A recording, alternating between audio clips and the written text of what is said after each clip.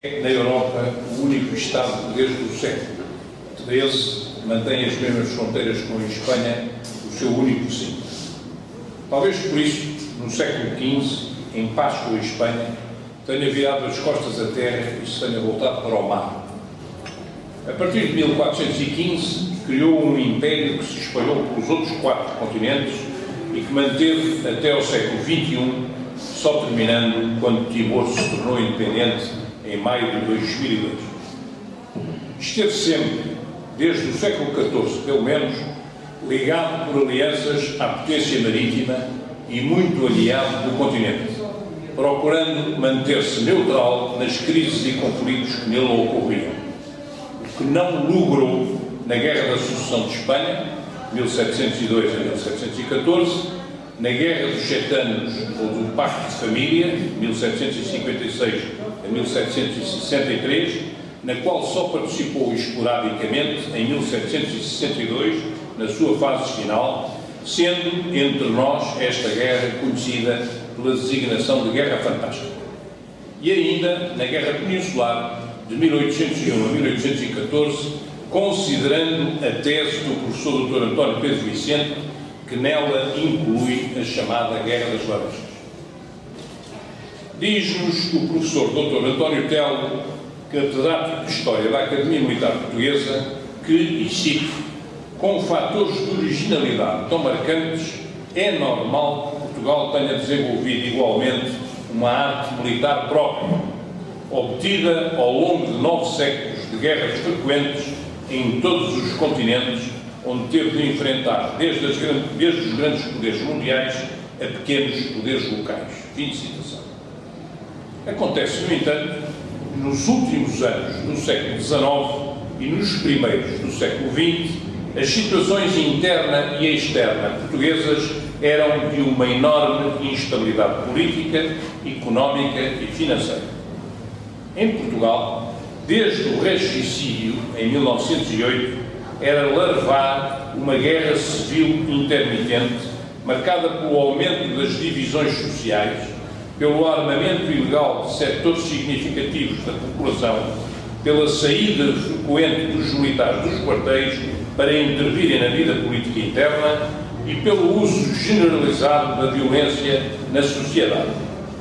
Situação que se agravou com a implantação da República em 5 de outubro de 1910, com a participação maioritária de civis e militares, maçons e carbonários, algumas unidades da Marinha e muito poucas do Exército, que na sua grande maioria se manteve neutro. O novo regime desconfiava do Exército, que admitia ser conservador e de pendor monárquico, procurando uma alternativa com a criação de uma Guarda Nacional Republicana que lhe fosse fiel e a quem forneceu meios de infantaria, cavalaria, artilharia e de serviços mais adequados a um exército do que a uma força policial e de segurança.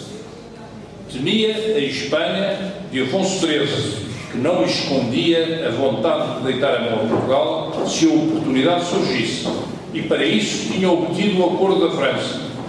Sabia dos tratados firmados entre a nossa aliada britânica e a Alemanha para a eventual partilha das nossas colónias.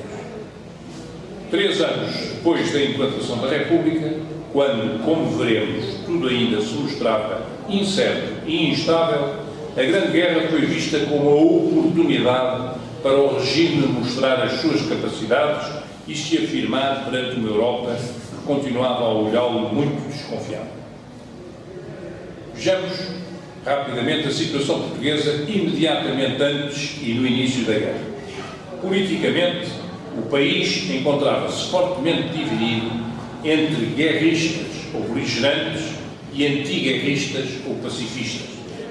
Ambas as tendências consideravam a necessidade absoluta de garantir a nossa permanência nas colónias no pós-guerra, pelo que aceitavam pacificamente a urgência do envio de forças para os territórios portugueses da África. A questão punha-se quanto à nossa participação nas forças aliadas da Frente Europeia, que os guerristas consideravam fundamental para nos garantir os territórios africanos. teoria à qual se opunham os antiguerristas. No início, a República poderia ser definida como uma democracia de partido único, o Partido Republicano Português, de pouca duração, porque as diferentes tendências que nele coexistiam apenas tinham de comum o desejo de derrubar a monarquia, cedo o Partido Republicano Português se subdividiu. No poder, entre janeiro de 1913 e fevereiro de 1914, tinha-se sentado o mais duradouro de todos os governos da Primeira República, do maioritário Partido Democrático, acérrimo partidário da nossa entrada na guerra, sendo chefe do governo o líder do partido, Dr. Afonso Costa, e ministro da Defesa, o Major João Pereira Bastos, sendo Presidente da República o Dr. Manuel da Viaga, tido como um conservador moderado. Para além da defesa do Império, o Partido Democrático temia que as colónias pudessem vir a ser usadas como moeda de troca em eventuais negociações de paz, caso a guerra terminasse por um qualquer compromisso. Tinha também preocupações com a Espanha, devido às aproximações que se verificavam entre Londres e Madrid, com as crises de Marrocos, e entre Madrid e Paris, com quem, como já referimos, se haviam firmado acordos em que a França reconhecia o direito de intervenção da Espanha em Portugal, se a ocasião se proporcionasse. Finalmente, considerava ainda fundamental ter em conta o futuro do regime, que sentiam débil e ameaçado, necessitando mais do que nunca do apoio britânico. Entre fevereiro e agosto de 1914, tinham sucedido àquele outros dois governos liderados por Bernardino Machado, de tendência apaziguadora e, por isso, extrapartidários, o último dos quais teve de enfrentar a crise gerada pela eclosão da Grande Guerra. Na oposição encontravam-se os partidos da União Republicana, chefiado por Brito Camacho, o evolucionista republicano, tutelado por António José de Almeida, e um grupo de independentes que obedecia a Machado Santos, que, estando todos de acordo, convimos, com a necessidade de defender os territórios africanos de cobiças alheias, viam na vontade de intervenção na Europa apenas o interesse do próprio Partido Democrático, para a sua manutenção no poder, o que, evidentemente, para eles não representava o interesse nacional, mas tão só o interesse partidário. O mesmo pode dizer-se relativamente ao movimento monárquico, que, para além disso, continuava sendo uma permanente ameaça ao regime. A situação diplomática, no início de 1910, antes da queda da monarquia, uma delegação do Partido Republicano Português deslocou-se à França e à Inglaterra para obter apoios, ou pelo menos a garantia de não interferência se e quando a Revolução implantasse a República em Portugal. As conversações não discorreram como desejavam, apesar da propaganda republicana querer fazer crer no contrário. São os próprios intervenientes, José Relvas e Magalhães Lima, que nas respectivas memórias o confirmam, e o jornal inglês The Times, que, recebendo amoravelmente no dizer de Magalhães Lima os emissários, em artigo de 30 de agosto de 1910, afirma, passo a citar, as missões republicanas à Inglaterra tinham sido mal sucedidas por fazerem a apologia do regicídio e das manifestações às campas dos assassinos do rei. E também porque o programa apresentado era intolerante e repugnava à opinião pública britânica, concluindo que o republicanismo diz bem com a maçonaria, com o anticlericalismo e com a hostilidade à religião. Desgraçado país se tais homens sobem ao poder e procedem em harmonia com o que dizem. Fim de citação. Na realidade, a proclamação da República em Portugal foi recebida com desagrado internacional. De imediato, só alguns países da América do Sul, o Brasil, a Nicarágua e o Uruguai, reconhecem o novo regime português. Os Estados Unidos da América esperam por agosto de 1911, precedidos em julho pelo México e seguidos imediatamente pela França. Os restantes Estados europeus só em setembro de 1911, quase um ano depois do 5 de outubro, comunicaram o seu reconhecimento. Mas o crédito internacional continuava a ser pouco, como demonstra o facto de, em 1913, terem prosseguido as conversações interrompidas no final do século XIX entre a Grã-Bretanha e a Alemanha para a distribuição entre si dos territórios portugueses ultramarinos. Era fundamental para a República encontrar forma de pôr do seu lado os ingleses e de ganhar a confiança da Europa nas suas capacidades. Para a primeira finalidade, serviu-se da ameaça da União Ibérica, tão querida da Espanha e tão pouco desejada pela Inglaterra. E para a segunda, imaginou que a nossa participação no esforço de guerra no teatro europeu seria uma ocasião a não desprezar. Nesse sentido, correram todos os esforços diplomáticos que, a partir de então, foram desenvolvidos. Situação económica. Na segunda metade do século XIX, o fontismo impulsionou o desenvolvimento do país. Dotou Portugal de uma melhor rede rodoviária e de uma elementar rede ferroviária, introduzindo algumas indústrias, mas fê-lo à custa de déficits orçamentais persistentes, suportados com recurso a empréstimos da banca estrangeira, nomeadamente da Londrina. A dívida colocava-nos na dependência da Inglaterra e explorava a situação a seu favor, económica, política e diplomaticamente.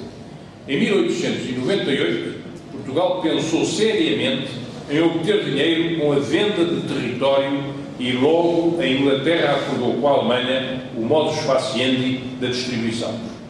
As coisas melhoraram sem necessidade de efetuar qualquer penhora sobre as colónias, mas a partir de 1912 a situação repete-se.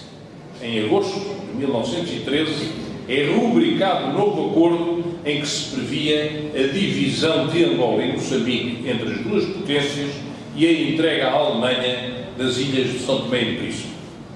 A Marinha Mercante, por sua vez, estava reduzidíssima, nomeadamente no que se refere a meios de transporte pessoal.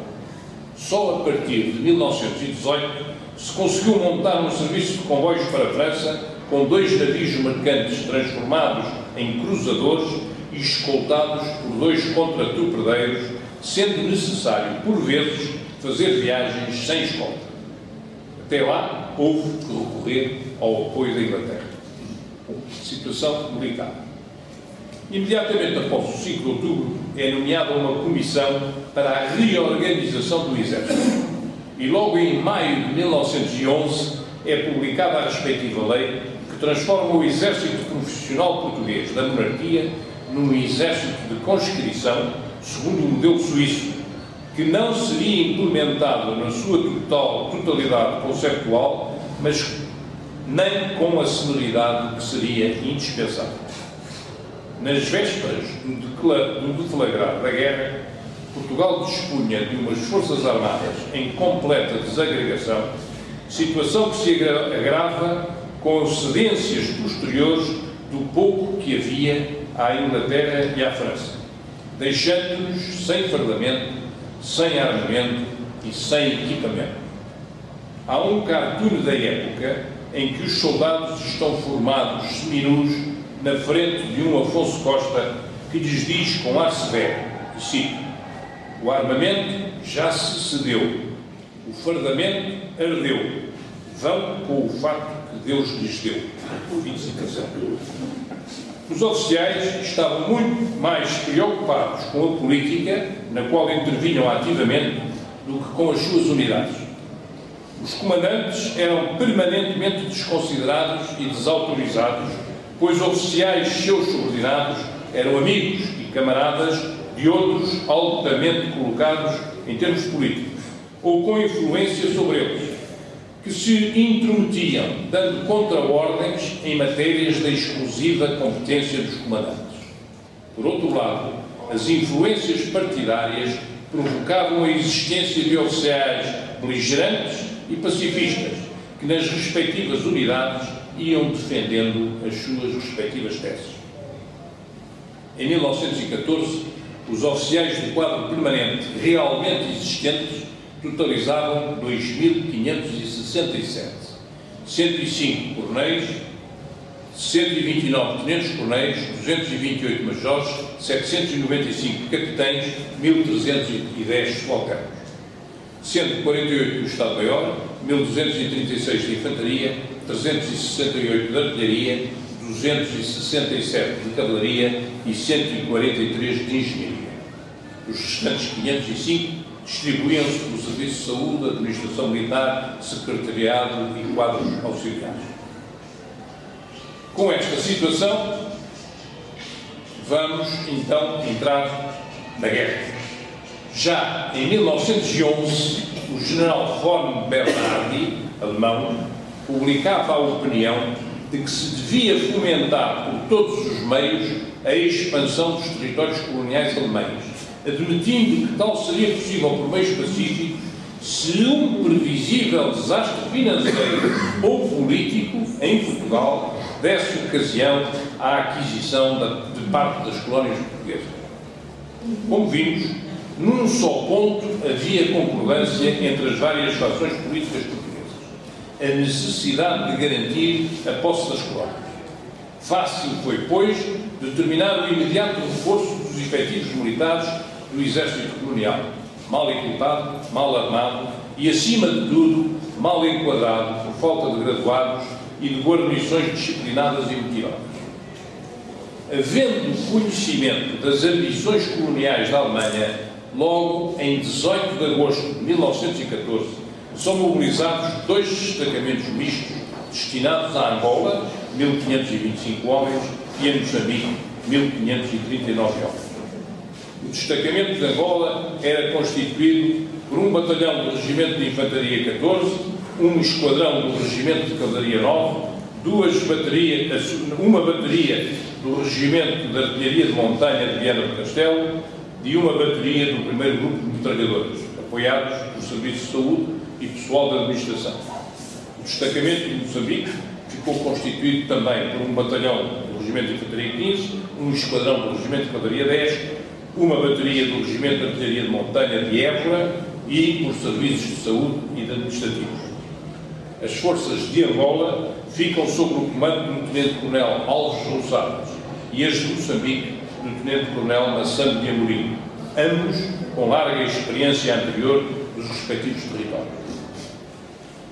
Eduardo Barbosa afirma que, e cito, ao passo que nós desconhecíamos tudo quanto dizia respeito aos nossos incômodos vizinhos, eles, pelo contrário, conheciam perfeitamente o que se passava em nossa casa, sendo por isso impossível perceber se os destacamentos dispunham dos meios humanos e materiais indispensáveis para o cumprimento da missão a enfrentar. O esforço de mobilização para as colónias, feito logo em 1914, atinge cerca de 10 mil homens e vai empobrecer qualitativa e quantitativamente o exército metropolitano. Nas colónias, as forças para atuarem carecem de um número elevado de indígenas, empregos como carregadores e guias, número que no final excedeu a cifra de 180 mil. Vejamos o que se passou em Angola. Carlos Selvagem refere com pormenor a ocupação do sul de Angola entre 1908 e 1910, resumindo as operações levadas a cabo para a ocupação das margens do Cunene, às do Cuito e Coanda, sob o comando de João de Almeida, numa extensão entre 300 e 1.200 km, correspondente à passagem de uma área pacificada de cerca de 14 mil km² para outra de 100 mil km². Era esta área que a Alemanha pretendia para si, o que leva ao governo português, como vimos logo em agosto de 1914, imediatamente após o início da guerra, ao envio de um primeiro destacamento para reforço das forças militares portuguesas em Angola. Em 19 e 30 de outubro são perpetrados ataques aos postos de Naurila e Coangara, e a este segue-se uma marcha triunfal dos alemães no território angolano, atacando e destruindo os postos de Bunja, Sâmbio, Dirico e Mucusso, constituindo manifestações de hostilidade injustificáveis contra quem até então nenhum ato de beligerância tinha praticado, mantendo-se em absoluto as relações diplomáticas luso-alemãs como antes da eclosão da guerra. Podemos sintetizar as ações alemãs contra Angola neste ano de 1914, referindo que a 17 de outubro, uma pequena força alemã se instala em território angolano que, uma vez conduzida a Nauvila, resulta da morte dos oficiais alemães. Estes, a 31 de outubro, retaliam, atacando o posto de Coangá, de que resultaram baixas portuguesas, para, de 17 para 18 de dezembro, se ter dado um combate em Nauvila com resultado inconclusivo, mas com baixas portuguesas de 3 oficiais e 66 praças mortos, 5 oficiais e 71 praças feridos e 3 oficiais e 62 praças prisioneiros, tendo sido detectados apenas 12 praças alemãs mortas, 10 oficiais e 20 praças feridos. Em 11 de novembro de 1914, é mobilizado um segundo destacamento para Angola, desta feita constituído por 2 batalhões de infantaria, um esquadrão de cavalaria, 2 baterias de artilharia de montanha e 2 baterias de metralhadoras, num total de 2.803 homens, distribuídos pela infantaria, artilharia, cavalaria, metralhadoras e serviço de saúde. Não foi suficiente este reforço face à envergadura das operações que ocorriam no sul da Angola. E um terceiro reforço de 2 batalhões de infantaria, 2 companhias independentes, 2 esquadrões de cavalaria, 2 baterias de artilharia de campanha e 5 baterias de metralhadoras, totalizando 2.591 infantes, 1.080 artilheiros, 382 cavaleiros, 255 de unidades de metralhadoras e 10 reservas, foi enviado ainda em 1914. Acresce a estas mobilizações do Exército a de um batalhão de marinha, a 3 companhias de 2 pelotões e 2 secções de metralhadoras, num total de mais 600 homens. O Tenente-Coronel Roçadas é substituído, a partir de março de 1915, no comando das forças de Angola, pelo General Pereira Dessa, que deixara de ser Ministro da Guerra em 12 de dezembro de 1914. Podem sintetizar-se os custos humanos da Grande Guerra em Angola, dizendo que as baixas foram 810 mortos, 311 feridos e 372 incapazes, num total de 1.493 homens. Vejamos agora o que se passou em Moçambique. Em Moçambique, no ano de 1914, apenas há a anotar o ataque alemão ao posto fronteiriço de Manziúa, no norte, tendo sido morto o sargento enfermeiro da Armada que o comandava, e isto não foi mais do que um golpe de mão de natureza provocatória e que não se revestiu de qualquer glória militar, antes constituiu um ato de mero banditismo bélico. É incompreensível a organização do destacamento no que se refere ao apoio sanitário, nomeadamente tendo em conta a experiência portuguesa das campanhas no final do século XIX, bastando referir o facto de que as pastilhas de quinino foram fraudulentamente substituídas por outras de farinha, daí resultando baixas de 25% sem que se tivesse sequer entrado em combate. Os fardamentos, fornecidos à pressa e de má qualidade, desfiando-se o putim de algodão às primeiras lavagens e perdendo consistência e cor. Os capacetes de feltro deformavam-se logo que apanhavam chuva e o calçado era fraco e descosia-se. O transporte do destacamento fez-se num navio inglês fretado para o efeito, mas com fraquíssimas condições. Os governos da República e da Colónia tinham marcado como objetivo mínimo a atingir a reocupação do Triângulo de Kionga, que permitiria a Portugal. O Triângulo de Kionga era uma população que tinha sido conquistada cerca de um ano antes, tinha sido ocupada cerca de um ano antes por Portugal. que permitiria a Portugal partilhar a voz do Rovuma e a ocupação de uma faixa de terreno, mesmo que pequena, na margem norte, para, em futura Conferência de Paz, Portugal surgir como ocupante de território do adversário. O ano de 1915 foi de calmaria bélica. Uma segunda expedição sob o comando do Major da Artilharia Moura Mendes é organizada e segue em outubro de 1915, acompanhada pelo recém-nomeado Governador-Geral Álvaro de Castro, capitão de Infantaria, bacharel em Direito e professor das escolas militar e colonial, entusiasta republicano desde os bancos da escola no Colégio Militar. Na altura, com 36 anos de idade, político ativo das hostes democráticas, que veio depois a ser ministro e presidente do Conselho. Esta segunda expedição tem uma constituição semelhante à anterior. Um batalhão de infantaria, um esquadrão de cavalaria, uma bateria de montanha e unidades auxiliares, num total de 50 oficiais, 1.477 praças e 322 súditos. Repetem-se os erros que vão causar, desta feita, 50% de baixas por doença nos primeiros 5 meses de permanência no território. A ocupação da fronteira do Rovuma organiza-se em 2 zonas. Uma vai da Foz à confluência com o rio Urgenta e subdivide-se em 2 comandos com sede, respectivamente, em Palma e Mocímboa do Rovuma. A outra vai daquela confluência ao Lago Miaça.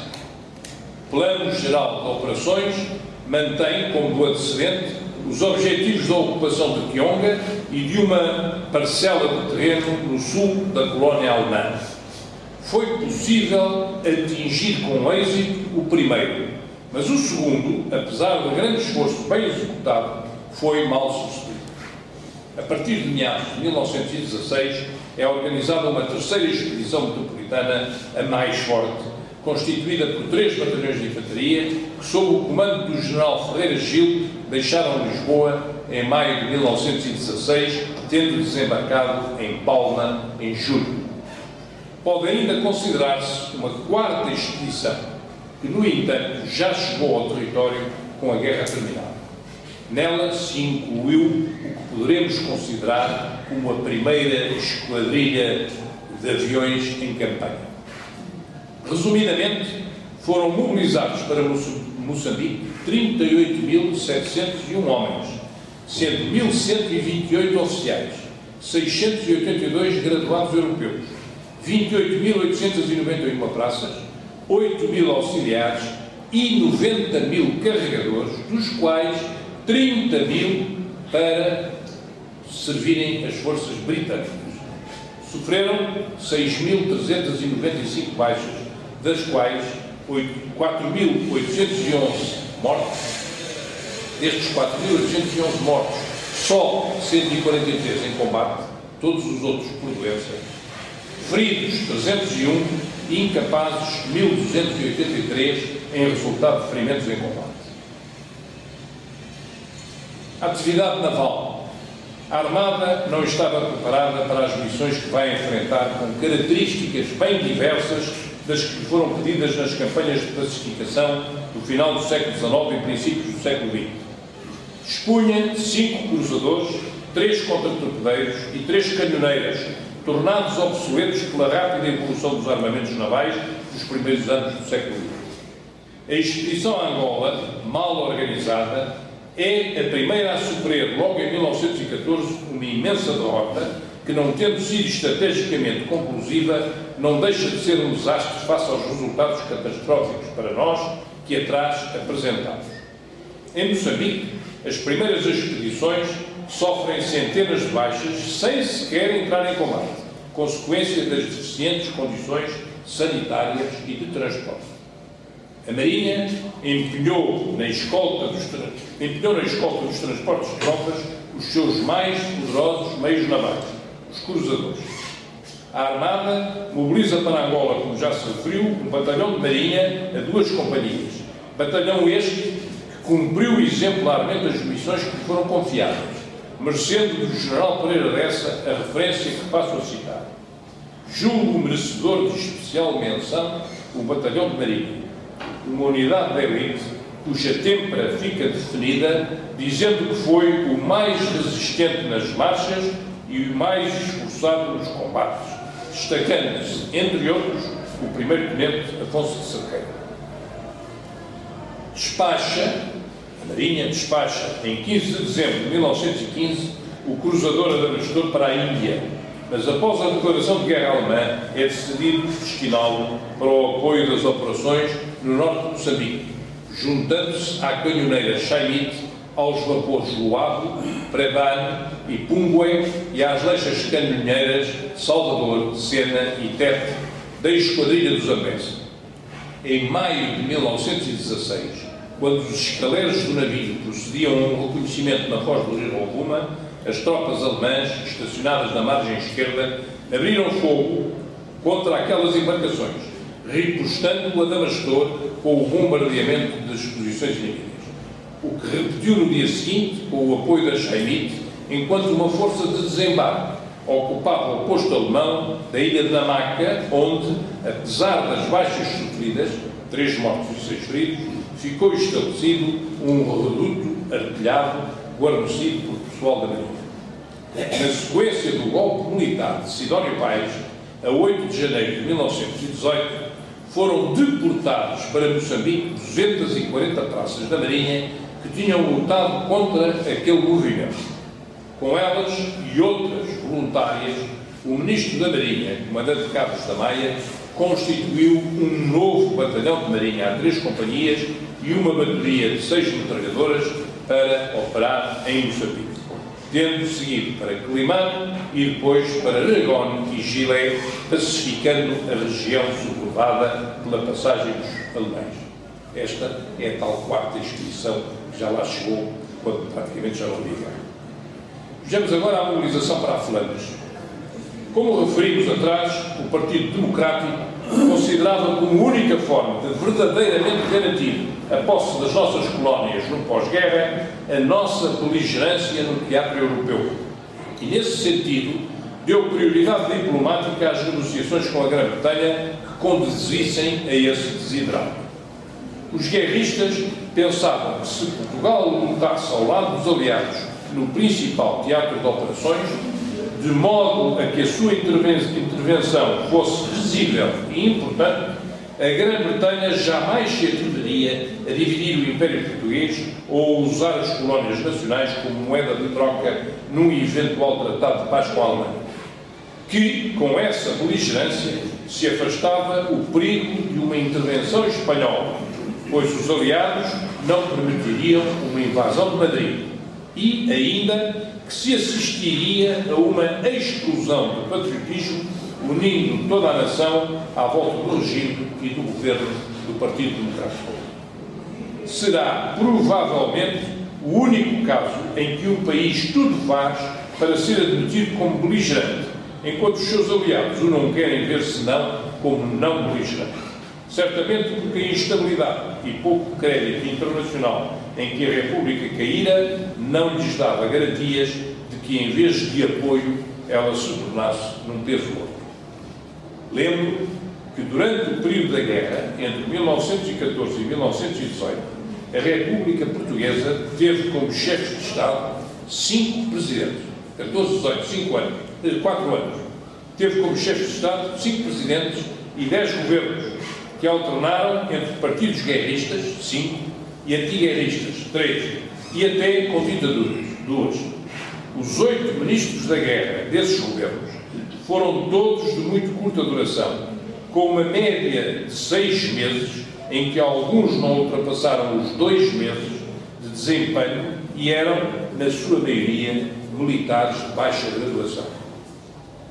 Apesar de todas as diligências e dos ataques alemães no sul de Angola e no norte de Moçambique, de que atrás falámos, só quando, sugerido pela França a quem interessava a nossa presença no seu território, em fevereiro de 1916, apresámos os navios alemães surtos nos nossos portos. É que, formalmente, a Alemanha, em março, nos declarou guerra. Mas já do antecedente, nos vínhamos preparando para a eventualidade tão desejada pelo Partido Democrático da nossa participação. Assim, o governo de Bernardino Machado levou às duas câmaras do Parlamento reunidas em sessão conjunta a proposta de que o governo pedia autorização para que Portugal pudesse, e cito, intervir militarmente na atual luta armada internacional quando e como julgue necessário aos nossos altos interesses e deveres de nação livre e aliada da Inglaterra. Fim de citação. Na sequência desta autorização foi possível, a partir de 25 de novembro de 1914, a criação da chamada Divisão Auxiliar, de curta duração, sob o comando do general Jaime Castro, tendo como chefe de Estado-Maior o major Roberto Batista. A queda do governo e a chegada ao poder, em janeiro de 1915, da ditadura do general Pimenta de Castro, faz ruir toda esta arquitetura beligerante. É com a declaração de guerra da Alemanha a Portugal que a Grã-Bretanha finalmente aceita pedir, ao abrigo da antiga aliança, a nossa participação ativa no teatro europeu. O ano de 1916 corre com a preparação militar em tanques do Corpo Expedicionário Português, organizado num corpo de exército a 2 divisões de 2 brigadas, a artilharia e a engenharia do corpo, a cavalaria, um grupo a 2 esquadrões, e os apoios correspondentes, cujo comando foi entregue ao general Fernando Tamagnini, mantendo-se como chefe de Estado-Maior o já então tenente-coronel Roberto Batista, indicado anteriormente para as mesmas funções na divisão auxiliar. Para o Corpo Expedicionário Português foram mobilizados 55.165 homens. Mais tarde, foi ainda mobilizado e enviado para a França o Corpo de Artilharia Pesada Independente, CAPI, organizado em 3 grupos mistos de artilharia a 3 baterias, de 320, 240 e 190 mm. A primeira com alcances de 20 km e as outras de 15 km. E com uma bateria de depósito comandada inicialmente pelo coronel João Homem Teles e posteriormente, a partir de 15 de fevereiro de 1918, pelo coronel Cristão da Câmara Pestana e com o pessoal assim distribuído. 70 oficiais, 125 sargentos, 1.444 praças, num total de 1.639 homens. Pela ordem de serviço do Corpo Expedicionário Português, de 10 de novembro de 1918, foi determinada a extinção do CAP, o Corpo de Artilharia Pesada, em 30 de novembro, deixando as baterias em França. Eu não disse, mas estas baterias, o material era francês. O pessoal ficou acantonado em Creque, onde trabalhou no arrasamento de trincheiras e remoção de arame farpado até março de 1919. A 3 de abril foi para Cherbourg, onde embarcou no navio inglês Miller, que o repatriou. A situação económica do país e das suas forças armadas não permitiam armar, transportar, sustentar ou sequer treinar convenientemente todo este pessoal. Portugal enviou-os para a França, desarmados, transportados em navios britânicos, financiados pelos aliados, dependentes em tudo, armamento, treino, logística, armas pesadas, enquadramento, do apoio do Exército de Sua Majestade, Britânica ou do Exército francês para o material de artilharia pesada do CAP. Entre fevereiro e setembro de 1917, seguem para a França os cerca de 56 mil portugueses que formam o Corpo de Exército, cujas unidades, a partir de 30 de maio de 1917, recebem a responsabilidade de pequenos setores da frente e o Corpo de Exército, como um todo, a partir de 26 de novembro, assume a responsabilidade de um sector com cerca de 10 km de frente, sob o comando do 1º Exército Britânico. Um inverno rigoroso fez vir ao de cima as muitas fragilidades, nomeadamente no que respeitava ao fardamento, alimentação e sanidade, baixando fortemente o moral das tropas, facto para o qual o comando britânico alerta, pedindo que se retire da frente o Corpo Expedicionário Português, reorganizando na retaguarda. Lisboa não aceita mais do que a retirada da primeira divisão, mantendo a segunda na frente, prevendo-se a rotação entre elas de tempos a tempos. Previa-se também uma ofensiva alemã na primavera, e é finalmente aceito por Lisboa a vinda para a retaguarda da segunda divisão para a reorganização do Corpo Expedicionário Português. O comando do primeiro Exército marca marca inicialmente a data da reedição para 5 a 27 de março. Para 25 a 27 de março. Data que é sucessivamente adiada, primeiro para 4 de abril e depois para 9 de abril.